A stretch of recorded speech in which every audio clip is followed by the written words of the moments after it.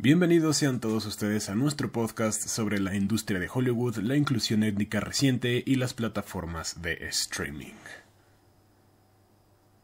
Hey, ¿qué onda? ¿Qué onda? ¿Ya listo para hablar de esto, Leo? Bastante listo. Aquí me encuentro con mi querido amigo Emiliano Porras en este primer episodio. Entonces, estamos muy emocionados porque este es un tema que nos apasiona bastante. Entonces, se va a poner fresco. Se va a poner muy fresco. Pero bueno, ¿qué te parece si comenzamos ahora sí que con los orígenes de Hollywood? Cómo inicia toda esta industria que pues se convierte a través de varios eventos en el imperio que es hoy en día. Sí, o sea, fíjate que, pues bueno, ¿no? O sea, actualmente Hollywood es toda esta industria masiva, ¿no? Yo creo que una de las industrias más grandes que tenemos hoy en día. Sin embargo, pues no siempre fue así, ¿no? Claro. Realmente, pues obviamente, para referirnos mucho a la industria del cine, tomamos como Hollywood porque fue como el lugar donde realmente empezó todas estas grandes producciones. La historia en sí es como muy interesante porque a inicios del siglo XX, varios de los estudios que empezaban a hacer películas tuvieron problemas con Edison, Thomas Alva Edison. Y sí es Alva Edison, ¿verdad? Sí. No, pero... Sí. No, es que ya muchos nombres. Sí, luego la sopa de letras como en la que te haces cabeza. bolas, güey. Sí. Casi digo Einstein, cabrón. Pero él inventó el kinetoscopio, que de cierta forma era como, pues sí, de las primeras cámaras de cine. Muy parecido, como al mismo tiempo que los hermanos Wright inventan como la primera cámara, ¿no? Entonces Edison, bueno, se dice que inventó, pero realmente él como que registraba todas estas patentes y decía, es mío, y te friegas y me debes dinero, o sea, que me tienes que pagar por estas, ¿no? Entonces, pues bueno, ¿no? Estos pequeños, o sea, cineastas empiezan a tener problemas con él porque, pues, de cierta forma, si eran patentes de Edison y le tenían que pagar a él en la costa este y deciden, pues, irse a la costa oeste, donde realmente estas regulaciones no, pues, tomaban, o sea, no tenían, pues, o sea, no se las puede aplicar. Claro. Entonces, llegan a California y a un pequeño lugar que también se le conocía como Hollywood, y pues ahí empiezan a fundar todo lo que es la industria del cine. Realmente escogen este lugar porque, pues bueno, ¿no? En ese momento las películas eran sets, entonces todas las películas las grababan al aire libre. Y era como de que tenía que ser todo el día y cuando se iba el sol, ni modo, no se podía grabar. Y pues California y Hollywood era un lugar perfecto para grabar porque siempre había sol y había un montón de lugares, o sea, había bosques, desiertos, playas, todo perfecto. Entonces, pues ahí pues, floreció la industria y pues empiezan a generarse pues estas grandes productoras, como ahorita son las grandes cinco, que es Disney, es Paramount, es Warner, es Universal, es Sony. me faltan dos. Sony y me falta una. Fox, pero Fox es Disney. Claro. Y pues bueno, como todas estas también pequeñas, ¿no? O sea, como es MGM y todas las demás.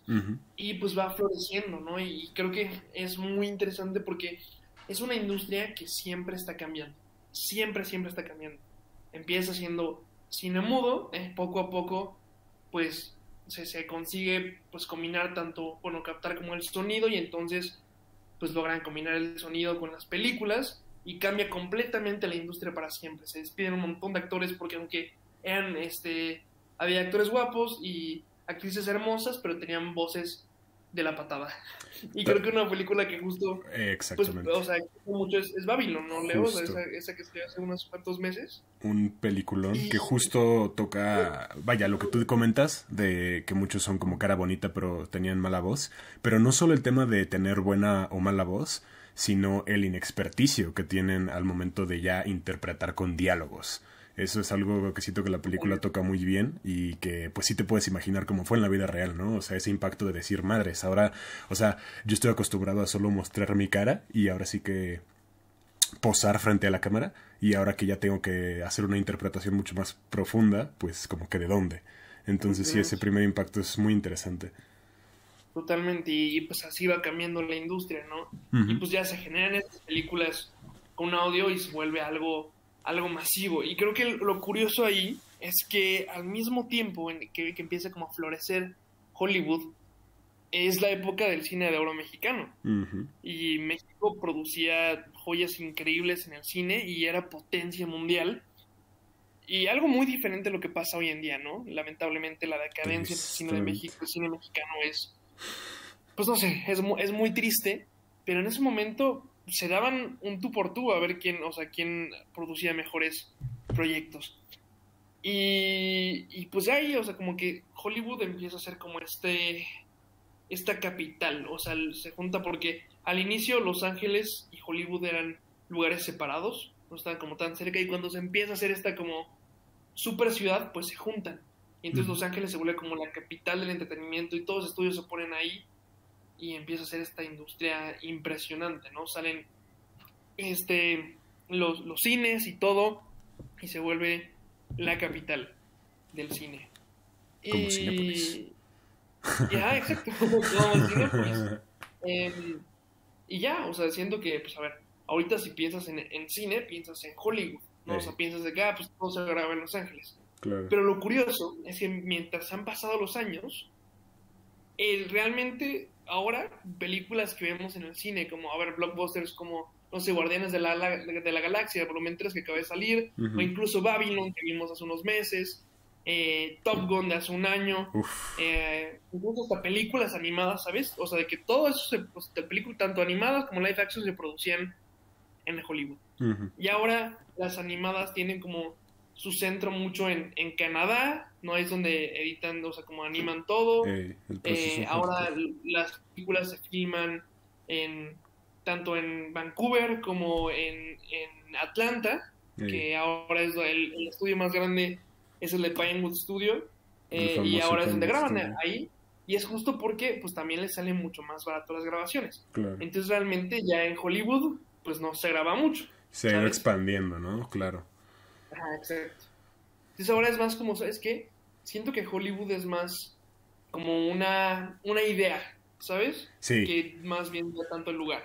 Justo, el imaginario colectivo que ha dejado esta idea utópica, bueno, no utópica, pero como ahora sí que vida de lujo, precisamente de la época en la que se centra Babylon, de, vaya, artistas ganando muchísimo dinero y viviendo no el sueño americano clásico, pero sí un poco la vida del relajo. Ya hoy en día no es tan real, porque aparte Los Ángeles pues también es una ciudad con mucho crimen, entonces toda esta perspectiva de Hollywood que como que glorifica a la ciudad haciéndola ver como ahora sí que un paraíso, no es real por donde lo veas, o sea, sí. O sea, sabes, a mí me encanta Los Ángeles, es una ciudad que adoro y me encantaría poder vivir ahí en un futuro, porque hay zonas muy bonitas. Sí. Pero sí es como dices, o sea, es como, yo siento que se forma esa idea, esa ideología de que es increíble, ¿sabes? O sea, de que es la magia del cine, como Cinemex, pasa ahí. Y por ejemplo, vas al Hollywood Boulevard, donde son todas las alfombras rojas, y dices como, oh, está increíble, o sea, de que dices, va a estar increíble, o sea, de que todas las estrellas, ¿no? Claro. Y sí está el Teatro Dolby, que son donde están los Oscars, y está bonito, y la plaza también se llama Hollywood en Highland, está padre, pero te mueves, o sea, de que tal pasas que 2 cuadras. Es más, en el mismo Hollywood Boulevard, de frente al Teatro Chino, sí, luego hay encontrar 30 homeless, sí. 20 drogadictos, ¿sabes? O sea, como que... Y hasta crea como una imagen muy impactante, ¿no? De que en la misma calle donde están todas estas personas multimillonarias en trajes caros y lujosos, en esa misma calle hay gente sin casa. Entonces, viendo ese panorama, dices, madres, o sea... O sea, como... Totalmente. Es más, hasta la misma gente que vive en Los Ángeles dice, qué asco ir a Hollywood, güey. O sea, Hollywood Boulevard. O sea, un local dice como, güey, no vayas ahí. Es como aquí en la Ciudad de México, cuando alguien viene y dice, oye, ¿te la pasas mucho en el centro? Pues no, ¿verdad? Sí, no, justo. Más o menos así, güey. Ey. Y, a ver, ya empezamos, hablamos un poco sobre cómo esta Surgió industria Hollywood. pues evoluciona, ¿no? Y, Claro. pues, y se ha vuelto como, o sea, se ha concentrado mucho, ¿no? O sea, siento Ujú. que, pues bueno, sí está como esta ideología, pero al final sigue siendo de las industrias más grandes de todo el mundo. Es de la que produce más dinero, la que mantiene a muchísimas familias. Y pues sí, o sea, es muy concentrada. Obviamente las oficinas pues sí están en Burbank, en California. Pero de cierta forma, aunque esté tan organizada, tan eh, monopolizada, por así decirlo, Ey. como que también se esparce alrededor del mundo, ¿sabes? Sí. Sí, afortunadamente, y más en Em, esta época que ya lo tocaremos más adelante, con mucha inclusión. justo, Afortunadamente justo. hemos visto diferente talento de todas partes del mundo participando en las películas, ya sea protagonizándolas, dirigiéndolas, escribiéndolas en banda sonora, en edición, en todo. Que bueno, también está el debate de si lo hacen por genuina inclusión o solamente aprovechando que en todo el mundo se está fomentando más la inclusión y lo hacen para quedar bien, pero por donde lo veas, el punto es que sí se está haciendo y eso pues está bien, ¿no? Sobre todo comparándolo con el Hollywood de hace unos años que sí era bastante... Y todavía, pero ya, insisto, Todavía, menos todavía, ¿sabes? exagerado, sí, sí, justo. Pues ya se está dando ese pasito. Ajá, exacto. O sea, se ha abierto un poco más, ¿sabes? O Exactamente. sea, obviamente, a ver, otro ejemplo perfecto es la película de Babylon. Creo que lo vamos a utilizar mucho de base en este podcast. Sí, sí, sí, Pero sí. cómo le dicen al personaje afroamericano, casi casi le dicen como, oye, ¿sabes qué? Sí. Es que eres muy blanco para ser negro, casi casi, ¿no? Sí, justo. Entonces necesitamos que Justo. seas o súper, súper negro o no apareces en la película.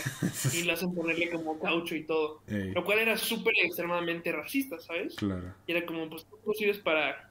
Porque aparte era un músico muy talentoso, por así decirlo. Era como la cara de esa escena Ey, y se empieza a ver pues el racismo que había, ¿no? Y últimamente, pues a ver, esto se ha cambiado, se ha hecho como el movimiento de, por ejemplo, cuando los Oscars eran como all too white, que se hizo como el movimiento y entonces para que empezaran a nominar mucha gente, no solo afroamericana, sino pues mexicanos, obviamente pues latinoamericanos, de todos lados, ujú, africanos, de todos lados.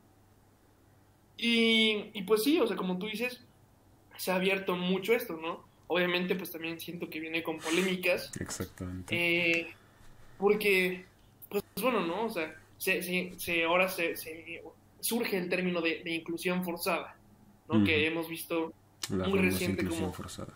la película de Peter Pan y Wendy que acaba de salir en Disney Plus, ahora de la Sirenita que va a salir ahora, donde cambian de etnia a los personajes principales.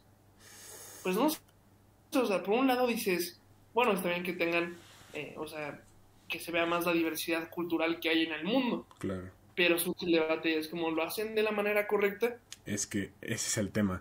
Porque si lo que, y esto es una opinión un poquito fuerte, pero es algo que he pensado mucho y el día de hoy en este podcast me voy a atrever a decirlo. Así que espero que no me funen. Pero siento que la verdadera inclusión, más que en tomar historias que ya conocemos y simplemente cambiando la fórmula, incluyendo, entre comillas, a personas de diferentes etnias, ¿por qué no mejor algo que de verdad sea inclusivo podría ser empezar una historia original desde cero con por ejemplo, siento que el mejor de los ejemplos modernos es precisamente la saga de Black Panther en el universo cinematográfico de Marvel, sobre todo porque hay muchísima cultura en ellas, hay mucha cultura representada, tanto, vaya, dentro de la propia trama, con todas estas culturas africanas, sino también un poco metafóricamente. Incluso por ahí está la curiosidad de que todos los villanos, o la mayoría de los villanos en Black Panther, tanto en la uno como en la 2 portan azul, haciendo guiño al uniforme de los policías La y toda policía. esta polémica. Sí, sí, sí. Entonces, justo a eso voy. O sea, la verdadera inclusión, siento yo, está en... Porque si no, parece que lo que estás diciendo es que ya no, ya todo lo bueno ya se acabó, ya se hizo ahora sí que por el hombre blanco, entonces nuestra única forma de incluirlo es tomando esas historias y reemplazándolas con personas afrodescendientes. Y no, hay Fíjate que, muchísimo más jugo que sacar y siento que se está desaprovechando por repetir la inclusión, entre comillas. yo creo que también otro ejemplo perfecto es el caso de Miles Morales, o sea, de que el personaje de Spider-Man. Perfecto, sí. O sea, me encanta la idea de lo que dices, de que en lugar de como cambiar estos personajes que ya habían sido creados de una forma, sino crear otros nuevos. Exactamente. Y por ejemplo, Miles Morales no es el hecho que hayan agarrado y hayan dicho como, bueno, ahora Peter Parker va a ser afroamericano, ¿sabes? Exactamente. Sino dijeron, a ver, vamos a hacer un personaje desde cero que también tenga el manto de Spider-Man, pero que sea una persona diferente y única. Y entonces hacen a Miles Morales, que es tanto afroamericano como descendiente latinoamericano, tiene como su propia personalidad y es un personaje completamente diferente a Peter Parker, y es un personaje que termina conectando muchísimo con la audiencia, porque pues bueno, la primera película de Spider-Man animada fue un exitazo y ahorita justo en unas cuantas semanas se viene la secuela. Y es justo eso, ¿no? O sea, incluir nuevas historias. Hey. Pero aparte, ¿sabes qué? O sea, también va a sonar muy controversial, pero ni se siente como que te lo estén forzando, ¿sabes? Se siente, o sea, deja perfecto. O sea, por ejemplo, ahorita la Sirenita, güey. A ver, el tema. Halle Berry se ve que es se llama Halle Berry, ¿no? Sí. Hailey, bueno, sí, es cierto, es Hailey Berry, sí. Sí, porque la otra también es Halle Berry. Hay dos, justo. A ver, se ve que es buena actriz, canta hermoso y todo, pero sí, realmente es más, su papá es Javier Bardem, o sea, su papá, ni más ni menos. Javier Bardem, que es un español completamente blanco y no tiene sentido, güey. O sea, entonces es como, a ver, ¿por qué no me haces una historia diferente? O sea, háblame de otra Sirenita, porque además los live action de Disney son terribles. O sea, los últimos es como, a ver, güey, ya, haz algo nuevo. Es que justo, Entonces, es literalmente lo mismo. En la cara de velo, y es como, güey, no. Exacto. Y eso también es interesante porque vivimos en una época en donde hay muchísima nostalgia. O sea, y digo, se entiende porque hoy en día, en una época post pandemia, pues está padre que en esta, pues no diría que renaciente sociedad, pero sí en una sociedad que está saliendo de un periodo difícil, pues es normal que nos intenten llegar con la nostalgia para recordar de dónde venimos, como pues puede ser, no sé, reboots, como ahorita lo único que se me ocurre es Jurassic World, las nuevas de Star Wars que vinieron antes de la pandemia, pero como que marcaron la pauta de esta nueva época. Pero siento que hoy en día ya todo es nostalgia y ya todo es volver, vaya, a esas películas que tanto nos marcaron y siempre estarán en nuestro corazón. Pero si lo único que estamos haciendo es volver a contar exactamente la misma historia, hasta transmite cierta abrumación, como si nos estuvieran diciendo, pues es que ya no hay nada más que contar. Y insisto, hay un universo allá afuera lleno de posibilidades que se está desperdiciando por volver a contar la misma historia con un pequeño cambio para hacer inclusión, entre comillas. Que insisto que de inclusión, pues la verdad ya no tiene nada. Totalmente. Y justo hablando de los universos de posibilidades, creo que otro tema que podemos tocar, que cabe perfecto aquí, es como o sea, el siguiente paso en la industria del cine, ¿no? Justo. Y creo que como bien dices, pues la pandemia marcó un antes y un después en la industria del entretenimiento. Si antes ya la gente surge en estos servicios de streaming y la gente prefería igual quedarse a ver la nueva película que salía en Netflix, la nueva serie en lugar de salir al cine, pues la pandemia fue que nos mantuvo literalmente encerrados en nuestras casas por 6 meses o mucho más. Exactamente. Más, pues como que generó una idea de, a ver, si ya lo tengo en mi casa, en la comodidad de mi cama o en mi sillón, el calientito, ¿para qué quiero yo salir? A que me dé COVID. A ver un montón para ver una película que a lo mejor está horrible. Sí, claro. Sí. O sea, incluso de que, a ver, que me toquen niños llorando, tirándome palomitas. Los adolescentes pateando los asientos, echando desastre. Pues mejor además de que, a ver, ir al cine no es barato. Claro. O sea, sí, ¿no? Igual mucha gente podrá hablar de su privilegio y decir de que sí, yo voy al cine todos los días o cada semana, pero en sí, a ver, en México es un poquito más barato porque la entrada igual cuesta como 70 pesos y es algo un poco más alcanzable, pero por ejemplo en Estados Unidos la entrada tradicional cuesta $20, que son 400 pesos. Claro. Entonces no es una experiencia barata. Nope. Es mucho más de lo que cuesta una suscripción en streaming.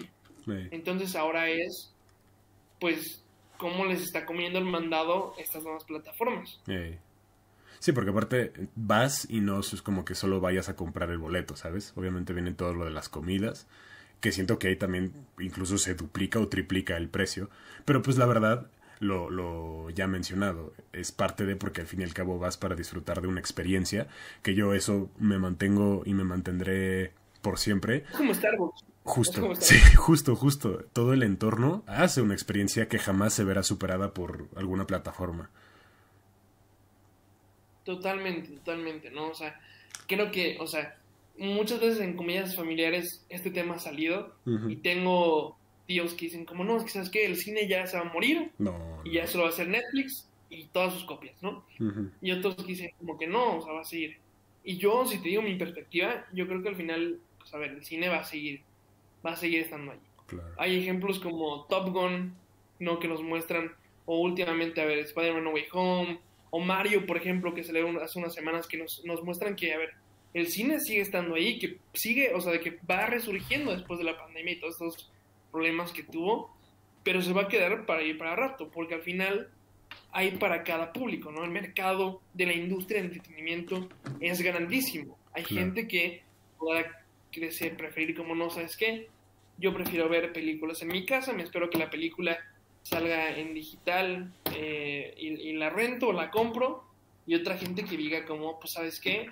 Quiero verla desde el día que sale o el fin de semana que sale, y al final es una experiencia bonita de ir al cine, comprar algo de dulcería, un snack o algo, igual no comprar nada, pero como que sentarte en la butaca y ver la pantalla grande, pues como tú dices, Leo, es una experiencia que, pues bueno, hay mucha gente, personas que la disfrutan. Entonces al final, pues creo que hay un poco de la industria de Hollywood para todos. Claro. Sí, justo ya nada más para ir cerrando, tengo muy marcado el ejemplo de Godzilla contra Kong, la película, porque se estrenó, si mal no recuerdo, en marzo del 2021. Es decir, ok, la pandemia ya no estaba en su punto más cañón, pero seguía ahí fuerte. Sin embargo, me acuerdo que fue, en este momento no recuerdo muy bien la cifra, pero me acuerdo que sí, muchísima gente salió, insisto, en plena pandemia a verla. Entonces creo que es el ejemplo más tangible, más que nada contextualizando el momento en el que se estrena, que la gente, si es un estreno que de verdad se espera, y es una película usualmente pues perteneciente al famoso género de los blockbusters, que son básicamente películas pues que no tienen mucha profundidad en cuanto a la trama, sino básicamente se venden por el entretenimiento y la cultura que gira alrededor de las respectivas sagas. Pues ahí está el ejemplo de que no importa la pandemia, no importa el contexto, si lo que se está vendiendo es muy esperado, se va a vender. Y obviamente después viene No Way Home, que igual, Spider-Man No Way Home, que igual fue le fue súper bien en taquilla. Incluso No Way Home pasó a ser de las mejores en cuanto a taquilla del 2022 por su reestreno. O sea, dejando a un lado todo lo que hizo en el 2021, su reestreno, que usualmente es mucho menor a la primera vez que se estrena por obvias razones, fue de las mejores películas en cuanto a taquilla en el 2022. Entonces, pues... incluso ahora estamos olvidando o sea, el elefante en el cuarto, que es Avatar 2. Cierto. También. O sea, es una experiencia que, a ver, es una película que se tardó 3 años en filmar y que James Cameron, el director, dijo, a ver, es una película que necesita verse en pantalla grande porque así fue hecha y fue un hitazo. O sea, fue completamente, pues creo que, si no estoy mal, la película más taquillera del año pasado. Sí. Según yo. Sí. Entonces, pues ahí está. Y son números... Y estrenándose en diciembre, antes. Ajá. O sea, en el último gap del 2022, boom. O sea, fue un crecimiento impresionante. Que de hecho es muy chistoso porque entonces, pues, James Cameron reestrenó Avatar 1, estrenó Avatar 2 y en febrero reestrenó Titanic. O sea, en medio año ganó mucho dinero el señor. Pero sí, güey, bien merecido. Como, ¿dónde pondrá su dinero? ¿Dónde cabe tanto, güey? Sí, o sea, sí. Se baña en dinero. Ha de tener una mansión, entras, abres la puerta y te caen billetes de $100. Sí. Oye, pues por algo pagó el rescate de Guillermo del Toro. O sea, le dijo, exacto. ¿$5? Órale. $5, sí. Va. Sí, sin tema. Yo aquí me rifo. Pues sí, va a haber cine para el rato. Y es una industria que seguro va a seguir cambiando. O sea, Hollywood seguirá cambiando. Ahora, ¿qué vendrá? Quién sabe, ¿no? O sea, proyecciones en vivo de películas en realidad virtual. Es un futuro prometedor, no te voy a mentir. Y pues bueno, tendremos que esperar a ver qué pasa. A ver cómo sigue, pero definitivamente no va a terminar. O sea, me acuerdo que hubo gente que genuinamente pensaba que las salas de cine ya eran cosa del pasado, más aún con la pandemia. O sea, incluso antes de la pandemia había gente que decía, no, yo no voy al cine, como tú dices. Y obviamente con la pandemia esa misma gente dijo, no, pues sabes qué, ya, o sea, el cine es cosa del pasado, pero no. Las cifras muestran todo lo contrario y afortunadamente, porque insisto, es una experiencia que jamás deberá morir. O sea, es la mejor de las terapias. No, sí, 100%, ¿no? O sea, creo que si quieres distraerte un poco, ir al cine es la mejor opción.